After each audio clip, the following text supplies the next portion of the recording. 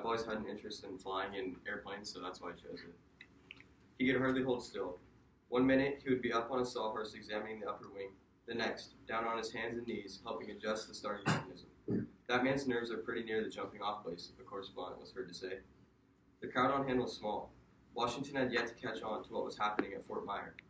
At last, at about 6 o'clock, Orville climbed into a seat, the motor was started, and the big propellers were cutting the air at a frightful rate. When he called out, "Let her go!" The weights of the catapult dropped.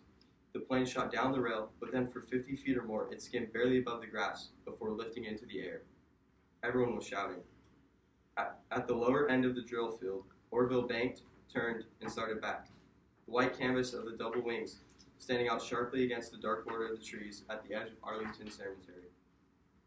The crowd broke into a frenzy of enthusiasm as the plane circled overhead at about 35 feet and headed away down the field again. Suddenly it veered off toward the wooden hangar, descended at an abrupt angle, and hit the ground. The crowd rushed forward to find Orville calmly brushing the dust from his clothes. "It shows I need a great deal of practice," he said. By his estimate, he had flown somewhat less than a mile at a speed of about 40 miles per hour. According to their contract with the Army, the brothers would receive $25,000 if the flyer achieved 40 miles per hour in its speed test. The day after, Friday, September 4th, Orville and the flyer remained in the air more than 4 minutes, circling the parade ground 5.5 times under perfect control, covering 3 miles with no mishap. Major George Squire, president of the board in charge of the test, thought the flight was splendid. "The flyer seemed to respond perfectly to your every touch, and that landing was marvelous," he told Orville.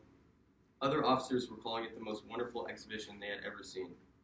In the days that followed, Orville provided one sensational performance after another, breaking one world record after another. As never before, the two bicycle mechanics and their flying machines were causing simultaneous sensations on both sides of the Atlantic. They had become a transcontinental two-ring circus. Only now it was the younger, lesser-known of the two whose turn had come to steal the show. Early the morning of Wednesday, September 9th, with relatively few spectators present, Orville circled the Fort Myer parade ground 57 times, remaining in the air not quite an hour.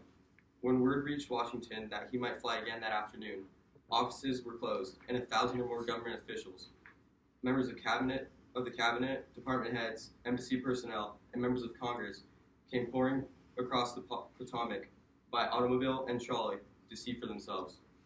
At 5:15, as the sun was disappearing below the Virginia horizon, wrote the Dayton Journal correspondent on the scene, the latest invention of man to change the laws of nature rose grandly into space and sailed over the drill grounds. Higher and higher it rose, turned at a slight angle as the aviator brought it round the far side of the field, and raced along at increasing speed. Round after round, the machine traveled on cutting short turns, shooting along the stretch and presented somewhat the appearance of an automobile racing about an imaginary course in the air. Thank you.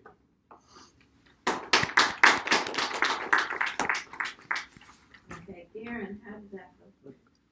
It's pretty good. It's definitely hard to do the eye contact like Natalie said, but I think I did my best with it, the eye contact at least. All right. Audience, if you could please offer some feedback. I thought you did a good job. One thing that stood out to me was, like you mentioned,